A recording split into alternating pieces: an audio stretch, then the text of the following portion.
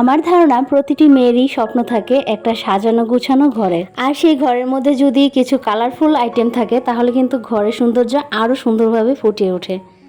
অনেক দিন ধরেই ঘরে একই ধরনের লুক ছিল, সেজন্য ভাবলাম একটু নতুন লুক দেওয়া যাক। সেই লুকটা যদি হয় কালারফুল তাহলে তো কথাই নেই। ঘরকে কালারফুল করার জন্য এখানে আমি কিছু কুশি কাটার প্রোডাক্ট কিনেছি, আর এগুলো দিয়ে আমি আমার ডাইনিং রুমটাকে একটা সুন্দর লুক দিতে চাচ্ছি। তো চলুন দেখে নেওয়া যাক। হ্যালো এভরিওয়ান, আসসালামু আলাইকুম, welcome back to my channel Sathi's kitchen and vlog. আশা করি আমার বন্ধুরা সবাই ভালো আছেন এবং সুস্থ আছেন। আলহামদুলিল্লাহ, আমরাও ভালো আছি। এখানে আমি অনলাইন থেকে কুশি কাটার ঘর সাজানো কিছু জিনিস কিনেছি। তো এগুলো দিয়ে আজকে আমি আমার ডাইনিং রুমটাকে ডেকোরেশন করব, এবং এটাকে আমি কিভাবে সাজিয়ে একটু টিপটপ পরিপাটি করে নিয়েছি সেটাই আপনাদের সাথে শেয়ার করব। এখানে আমি কুশি কাটার একটা রানার সেট কিনেছি। এটা দিয়ে মূলত ডাইনিং টেবিল ডেকোরেশনটা শুরু করতে চাচ্ছি। 2 দিন পর পরে ঘরের ভিতরের যে ডাইনিং টেবিলটা আছে এই লুকটা যদি একটু চেঞ্জ করে নেওয়া যায় তখন দেখবেন যে ঘরের ভিতরের পরিবেশটা একদম চেঞ্জ হয়ে যায়। আর সেটা যদি হয় কুশি কাটার তাহলে কিন্তু একটা ট্রেডিশনাল ভাব ফুটে ওঠে, দেখতে একটু ভিন্ন রকম লাগে। অ্যাট ফার্স্ট রানার সেটটা আপনাদেরকে কাছ থেকে একটু দেখিয়ে দিলাম, তা না হলে পরবর্তীতে কমেন্ট আসবে যে এটাকে একটু সুন্দরভাবে দেখানো হয়নি। তো সেজন্য চেষ্টা করেছি কাছে থেকে দেখিয়ে দেওয়ার জন্য। তো এখন সবার প্রথমেই অফ ক্যামেরায় ডাইনিং টেবিলটাকে আমি ক্লিন করে নিয়েছিলাম। এখন এই রানারটাকে বিছিয়ে নিব।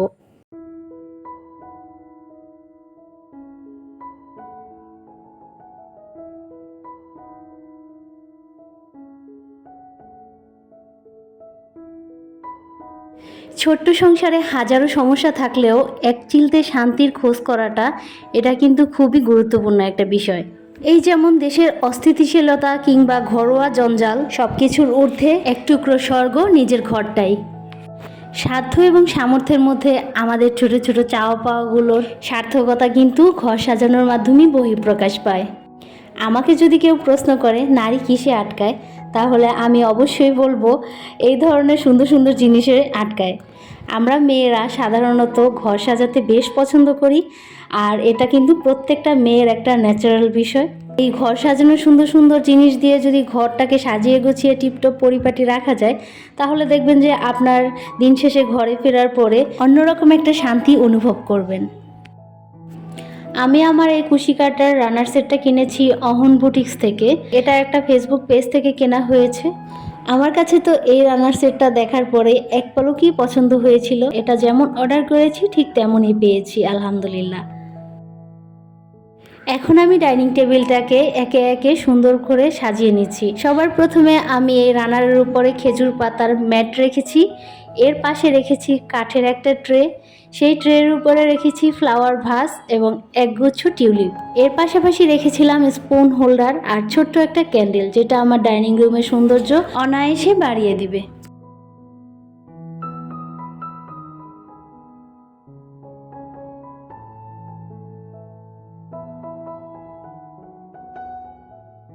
ঘর সাজাতে বরাবরই আমার খুবই ভালো লাগে, আর এটা আমার ভালো লাগার মতন একটা কাজ বটে।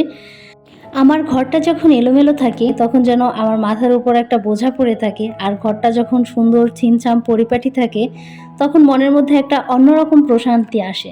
ডাইনিং রুমটা আমার একদমই মাঝখানে, এখানে কোনো প্রকার আলো প্রবেশ করে না। সেজন্য এখানে আমি একটু ব্রাইট রাখার চেষ্টা করেছি, যাতে করে লাইট জ্বালানোর পরেও ঘরের ব্রাইটনেসটা আরেকটু ফুটে ওঠে। আমার প্রিয় বন্ধুরা, বর্তমান একটা সময় যাচ্ছে, খুবই খারাপ পরিস্থিতির মধ্য দিয়ে আমরা দিনটা পার করছি। আর এর মধ্যে আমরা যারা কন্টেন্ট ক্রিয়েটর আছি তাদের অবস্থা তো একদমই বেহাল অবস্থা। কারো ভিডিওতেই কোনো প্রকার ভিউজ আসছে না।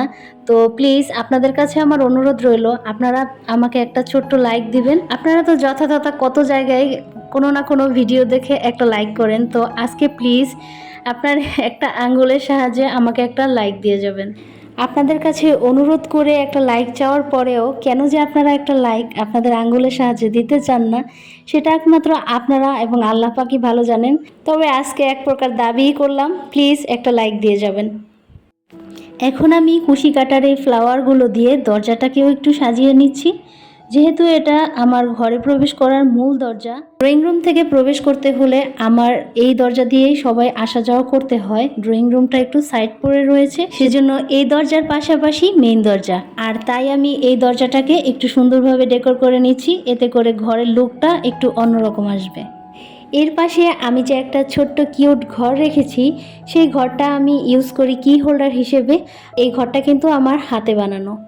ঘর থেকে বের হওয়ার পথে আমি এই কি হোল্ডারটা রেখেছি, কারণ যখন খুশি তখন চাবি নিতে অনেক সময় সোহার বাবা ভুলে যায়, কিংবা চাবি এক জায়গায় রাখার পরে আর সেটা খুঁজে পাওয়া যায় না, যেহেতু বাচ্চাদের ঘর, সেজন্য এটা দরজার সামনেই রাখার চেষ্টা করেছি। আমার যে ওয়াল ক্যাবিনেটটা আছে, সেই ক্যাবিনেটের পিছনেও কিন্তু একটা দরজা আছে, কিন্তু ডাইনিং রুমের পাশে একটা ওয়াল ক্যাবিনেট থাকবে এটা আমার অনেক দিনের চিন্তা ছিল, কিন্তু দেখা গেছে যে আমি আমার ওয়াল ক্যাবিনেটটা সেট করতে পারছিলাম না। এরপরে আইডিয়া বের করলাম, যেহেতু আমার দুইটা দরজা ঘর থেকে বের হওয়ার জন্য, সেজন্য ড্রয়িং রুমের দরজাটাকে কাজে লাগিয়েছি আর ডাইনিং রুমের দরজাটাকে অফ করে ওই মাপ অনুযায়ী আমি ওয়াল ক্যাবিনেট বানিয়ে নিয়েছি।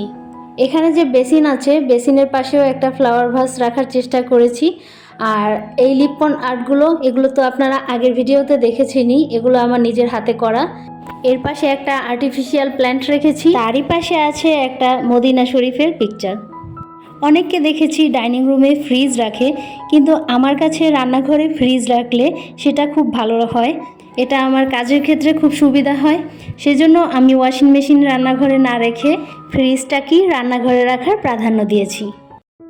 ব্যস্ত জীবন, সকাল থেকে রাত পর্যন্ত পরিবারের সদস্যদের একে অপরের সঙ্গে হয়তো দেখাই হয় না। রাতে খাবার টেবিলে বসেই হয়তো সারাদিনের আদান প্রদানটা ওখানেই করা হয়, আর এই ঘরটা কিন্তু তখন হয়ে ওঠে পারিবারিক যোগসূত্রস্থল। ঘরটা বড় ছোট যেমনই হোক না কেন, পরিবারের সবার আরাম ও সুবিধার কথা চিন্তা করেই সেটা সাজাতে হবে। ডাইনিং রুমের প্রয়োজনীয় জিনিসপত্র রাখার পাশাপাশি এর সাজসজ্জায় থাকতে পারে শখের খানিকটা ছোঁয়াও, আর সেটাই আমি চেষ্টা করেছি ডাইনিং রুমে রাখার জন্য।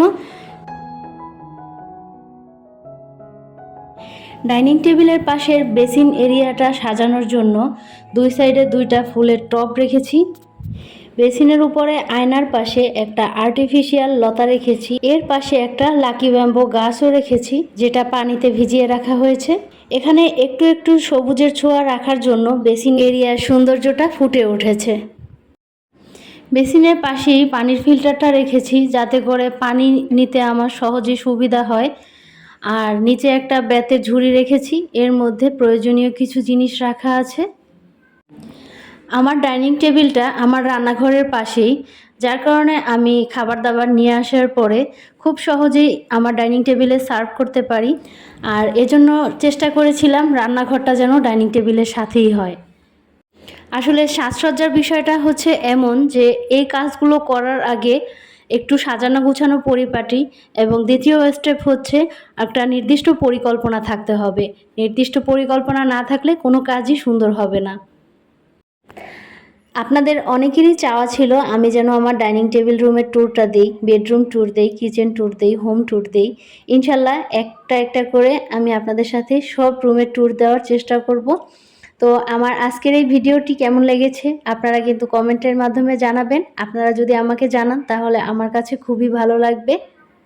আর ঘর সাজানোর ক্ষেত্রে সবার প্রথমে আপনাদেরকে একটা আইডিয়া দিতে পারি, সেটা হচ্ছে ঘর যেমনই হোক না কেন, ঘর সাজানোর মূল মন্ত্র হচ্ছে পরিষ্কার পরিচ্ছন্নতা। ঘরের জিনিসগুলো যেমনই হোক না কেন, আপনি যদি ঘরটাকে পরিষ্কার পরিচ্ছন্নভাবে সাজিয়ে রাখতে পারেন, তাহলে দেখবেন যে ঘরের যে কোনো জায়গায় আপনার কাছে প্রশান্তির জায়গা হয়ে উঠবে। তো আপনাদের সাথে ডাইনিং টেবিল রুম সাজানোর পরে আজকে দুপুরে কি রান্না করেছি সেই খাবারগুলো ডাইনিং রুমে নিয়ে আসলাম। যেহেতু ডাইনিং রুমটা সাজালাম, আর এই ডাইনিং টেবিলে যদি খাবার খাদ্যই না থাকে তাহলে তো জায়গাটা শূন্য শূন্য লাগবে। তো আজকে দুপুরে রান্না করেছিলাম মুরগির মাংস, চিচিঙ্গা ভাজি, লাউ চিংড়ি। আপনারা চাইলে আপনাদের পছন্দের মতামতগুলো আমাকে জানাতে পারেন, আমি অবশ্যই চেষ্টা করব আপনাদের কমেন্টের উত্তর দেওয়ার জন্য। তো আজ এ পর্যন্তই, সবার সুস্বাস্থ্য কামনায় আজ আমি আপনাদের কাছ থেকে এখানেই বিদায় নিচ্ছি। সবাই ভালো থাকবেন, সুস্থ থাকবেন। আল্লাহ হাফিজ, আসসালামু আলাইকুম।